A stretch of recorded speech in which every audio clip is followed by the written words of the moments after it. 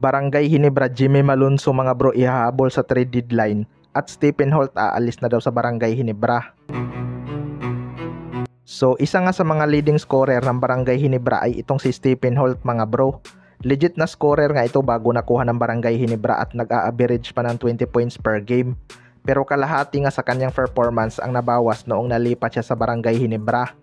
Unang rason dyan ay hindi nakadesign sa isang player lang ang sistema ni Coach Tim Cone mga bro. Mas gusto kasi ni Coach Tim Cone na maging balance ang kanilang scoring.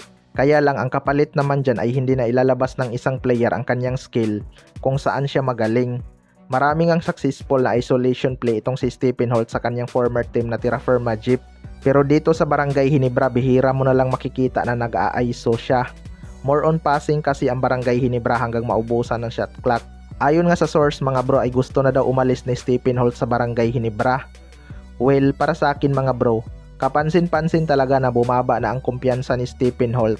Kaya minsan napakaalat ng kanyang shooting. Hindi na rin siya ganun ka-aggressive drive sa painted area. Pero malaking kawalan pa rin si Stephen Holt kapag umalis siya sa Barangay Hinebra dahil isa nga siya sa mga threat sa opensa ng Barangay Hinebra mga bro. Import stopper din nila ito lalo na sa Governor's Cup na hindi ganun katatangkad ang mga import. Subok na nga itong si Stephen Holt. Sa kabilang banda naman mga bro, Barangay Hinebra, Jimmy Malonzo ihahabol sa trade deadline.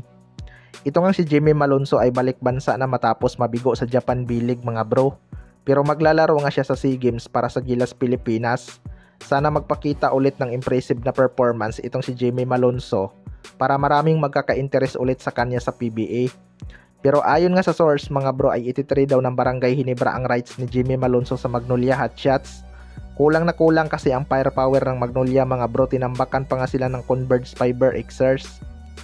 Well, para sa akin mga bro, wala naman sigurong imposible na matrade to sa Magnolia Hotshots kung hihilingin ni Coach L.A. Tenorio kay Boss Al Francis Chua.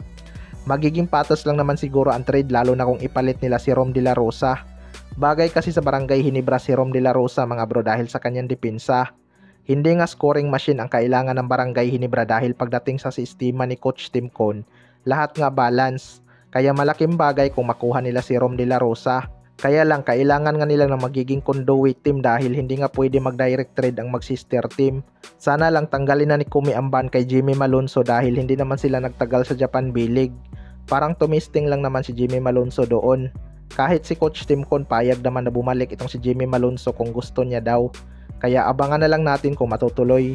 Kayo mga bro, ano masasabi nyo tungkol dito?